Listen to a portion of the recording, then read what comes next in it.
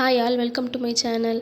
இன்றைக்கி இந்த மாதிரி ஃப்ரில் எப்படி ஸ்டிச் பண்ணலான்னு தான் பார்க்க போகிறோம். அதுக்கு நார்மலாக ஒரு கிளாத் எடுத்துக்கோங்க. நான் வந்து லைக்ரா கிளாத் எடுத்திருக்கேன், நீங்கள் நார்மலாக எடுத்துக்கோங்க.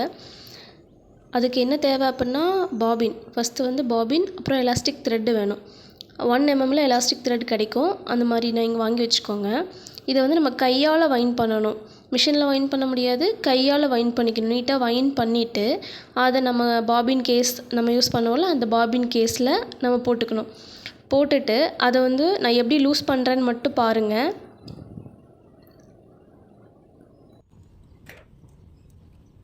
இந்த மாதிரி அதை லூஸ் பண்ணிக்கணும். அதாவது நம்மளுக்கு நார்மல் த்ரெட்டு எப்படி ஒரு ஃப்ளோ வருமோ அதே மாதிரி லூஸ் பண்ணிவிட்டு அந்த பாபினையும் போட்டுட்டு அந்த எலாஸ்டிக் த்ரெட் வந்து அந்த அளவுக்கு ஃப்ளோவில் வரணும். டைட்டாகவும் இருக்கக்கூடாது, லூஸாகவும் இருக்கக்கூடாது. பாருங்கள், இந்த மாதிரி நம்மளுக்கு இழுத்தாக வரணும். அப்படி வரல அப்படின்னா லைட்டாக லூஸ் பண்ணிக்கோங்க. இன்னும் இப்போது ரஃப்பாக நார்மலாக ஸ்டிச் பண்ணி பாருங்கள். ஸ்டிச் பண்ணிவிட்டு பின்னாடி பாருங்கள் ஒழுங்காக அந்த மாதிரி ஃப்ரில் வருதான்னு. இல்லை ஃப்ரில் வராமல் இருந்துச்சுன்னா உங்களோட த்ரெட் வந்து ரொம்ப லூஸாக இருக்குதுன்னு அர்த்தம். அதையும் நீங்கள் சரி பண்ணிக்கணும். பண்ணிவிட்டு நீங்கள் இந்த மாதிரி ஸ்டிச் பண்ணிங்கன்னா உங்களுக்கு ஃப்ரில் கிடைக்கும்.